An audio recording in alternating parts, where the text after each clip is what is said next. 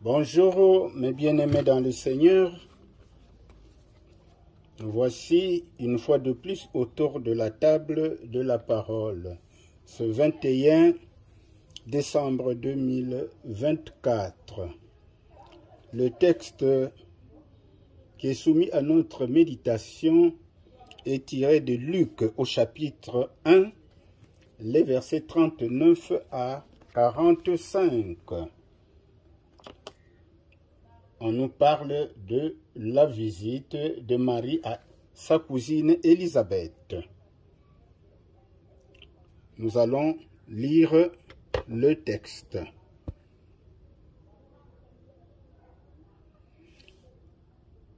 Alors, nous allons lire le texte donc dans Luc, chapitre 1, les versets 39 à 45. En ces jours-là, Marie se mit en route et se rendit avec empressement vers la région montagneuse, dans une ville de Judée. Elle entra dans la maison de Zacharie et salua Élisabeth. Or, quand Élisabeth entendit la salutation de Marie, l'enfant tressaillit en elle. Alors Élisabeth fut remplie d'Esprit Saint et s'écria d'une voix forte, « Tu es bénie entre toutes les femmes, et le fruit de tes entrailles est béni. D'où m'est-il donné que la mère de mon Seigneur vienne jusqu'à moi? Car lorsque tes paroles de salutation sont parvenues à mes oreilles, l'enfant a tressailli d'allégresse en moi. Heureuse celle qui a cru à l'accomplissement des paroles qui lui furent dites de la part du Seigneur. » Disons Amen. Eh bien, le passage que nous méditons présentement, le passage de Luc, est communément appelé la visitation. Autrement dit, visite de Marie à Élisabeth. Lorsque Marie apprit la nouvelle de la grossesse de sa parente Élisabeth, ce que nous pouvons lire en Luc 1, verset 36, eh bien, elle se rendit chez elle, donc Marie se rendit chez Élisabeth, dans une ville des montagnes de Juda, ou de Judée. Elle, qui venait d'être informée par l'ange qu'elle sera conçue du Saint-Esprit et donnera naissance au Messie tant attendu. Que découvre Marie au moment où elle entre dans la maison et salue Élisabeth? Eh bien, au moment où les deux femmes se rencontrent, Élisabeth, saisie d'une inspiration prophétique, éclata en bénédiction. Elle se rendit compte que Marie allait être la mère du Sauveur. Elle exulta à cause de sa visite. Elle loua Marie d'avoir accepté la parole de l'ange, et les tressaillements de l'enfant dans son sein constituaient une réponse à l'arrivée de Marie. Une nouvelle confirmation de la promesse que Marie est destinée à donner naissance au Messie fut ainsi donnée par Élisabeth. Une scène merveilleuse se passe dans l'humble maison de Zacharie entre les deux femmes choisies pour l'accomplissement des promesses éternelles, où le ciel seul en était témoin.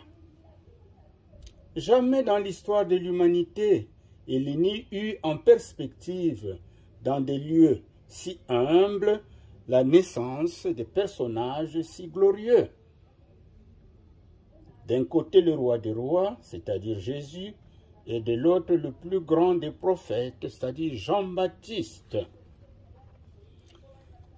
La vraie grandeur ici-bas ne se trouve pas dans ce qui a de l'apparence selon les hommes, mais dans ce qui est de Dieu.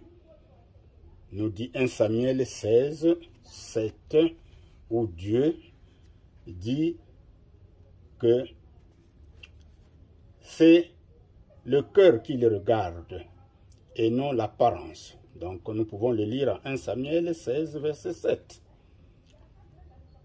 Tu es heureuse, toi qui as cru à l'accomplissement de ce que le Seigneur t'a annoncé, cria Élisabeth à Marie. À celui qui croit appartient les choses que Dieu dit. Il en va de même à toute promesse de Dieu pour notre vie pratique ici-bas.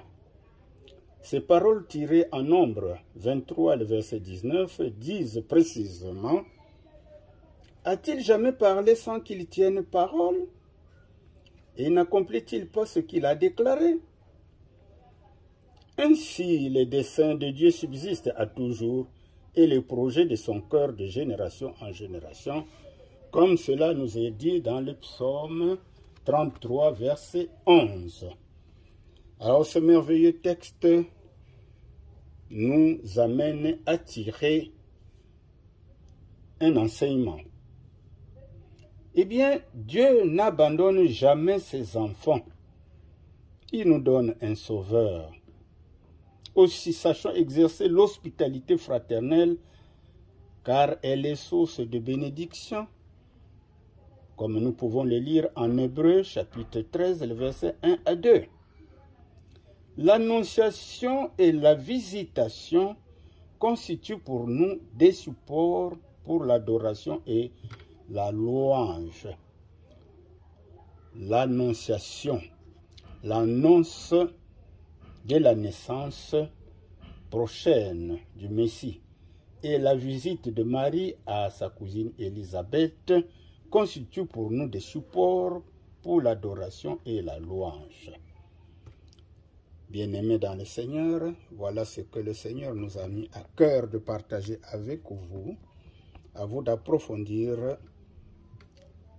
la méditation et surtout partagez, likez et abonnez-vous pour que nous continuions à méditer les textes du jour au jour.